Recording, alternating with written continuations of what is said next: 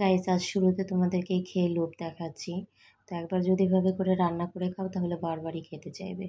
বিসমিল্লাহির রহমানির রহিম। আসসালামু আলাইকুম ওয়া রাহমাতুল্লাহ। Welcome back to my another video guys. তো কেন বললাম আজ তোমাদেরকে লোভ লাগাচ্ছি, আজ চিংড়ি, কাঁঠালের বিচি আর কচুরলতি দিয়ে রান্না করতেছিলাম, সেটাই তোমাদের সাথে শেয়ার করতে চলে আসলাম। তো শুরুতে লতিগুলোকে ভালো মতো পরিষ্কার করে বেছে নিয়েছি, তারপরে পরিষ্কার করে ধুয়ে দেন একটু ভাপিয়ে নিলাম, এবং কাঁঠালের বিচিগুলোও। তো তারপরে চুলায় কড়াই দিয়ে তারপরে দিয়ে দিলাম রান্নার সাদা তেল এবং পেঁয়াজ কুচি। পেঁয়াজ ব্রেস্তা হয়ে গেলে তারপরে দিয়ে দিলাম মরিচ।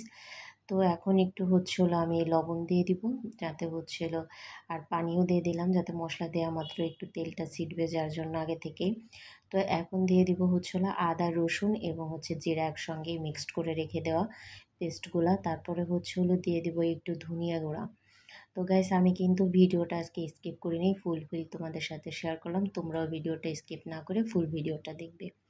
আশা রাখছি শেষ পর্যন্ত দেখে তোমাদেরকে ভালো লাগবে।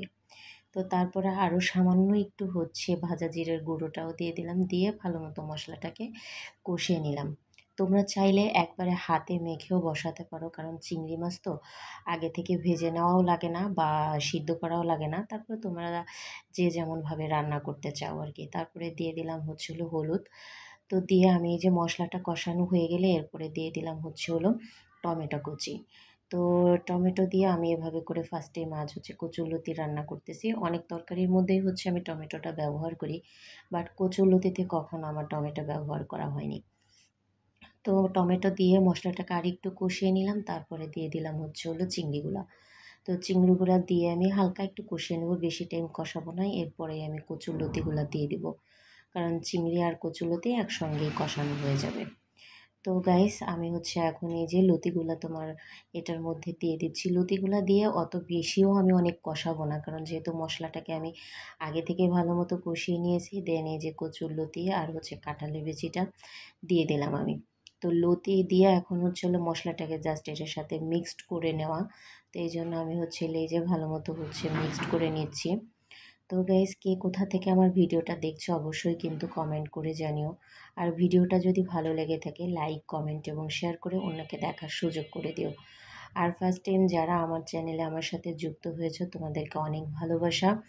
সবসময়ের জন্য এভাবে করেই পাশে থেকো। তো গাইস আজকে এটাই তোমাদের সাথে শেয়ার করতে আসলাম। আজকে আর কোনো কিছুই তোমাদের সাথে শেয়ার করব না। তো ভিডিওটা কেমন লাগলো আবারও বলছি, তোমরা অবশ্যই আমাকে কমেন্ট করে জানিও। তো এই যে দেখতেই পাচ্ছ, তোমাদের সাথে কথা বলতে বলতে আমার রান্নাটা প্রায় হয়েই গেল।